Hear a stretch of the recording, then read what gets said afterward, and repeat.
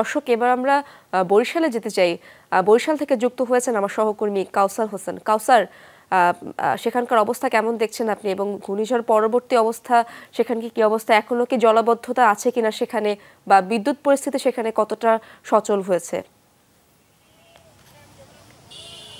Ceylon family ব্লেন্ডের কড়ালিকার আর সতেজ স্বাদের perfect ব্লেন্ডে স্বপ্নেরা মেলুক টানা। ঘূর্ণিঝড় পরবর্তী সময় ধীরে ধীরে দক্ষিণ অঞ্চল তথা বরিশালের পরিস্থিতি স্বাভাবিক হতে শুরু করেছে।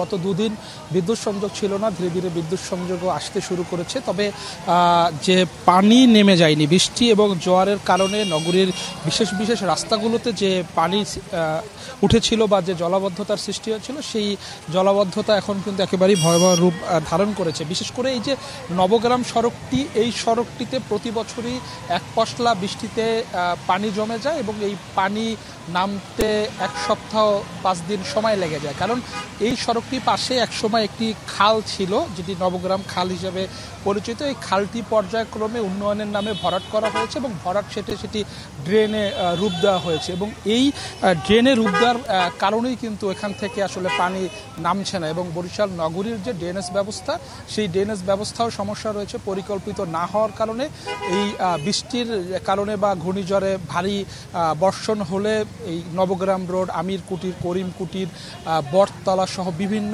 এলাকায় পানি জমে থাকে এবং এই পানি নামতে 5 থেকে 1 সপ্তাহ সময় লাগে। এবং এই সময়টাই কিন্তু সাধারণ মানুষ ভোগান্তিতে পড়ে, যারা এই সড়ক থেকে চলাচল করে। যদি বলি এই নবগ্রাম সড়কটির কথা, এখান থেকে প্রতিদিন লাখো মানুষ যাতায়াত করে প্রয়োজনে, অফিসের জন্য বা স্কুল কলেজের শিক্ষার্থীরা যাতায়াত করে, এবং এর কারণেই কিন্তু এখানকার যারা সাধারণ মানুষ রয়েছে চলাচল করতে ভোগান্তিতে পড়ছেন। যদিও সিটি কর্পোরেশন কর্তৃপক্ষ বারবার বলছেন যে এই ড্রেনেজ ব্যবস্থা আসলে বা উন্নতি করতে বা এই জলাবদ্ধতার সমস্যা সমাধানে তারা কাজ করে যাচ্ছেন, তবে প্রতি বছর একই কথা বলছেন, কিন্তু আমরা কিন্তু দিন শেষে এর কোনো কার্যকরী পদক্ষেপ দেখছি না। ভারী বর্ষণ হলেই এই শহরে জলাবদ্ধতা হয় এবং সাধারণ মানুষ ভোগান্তির শিকার হন।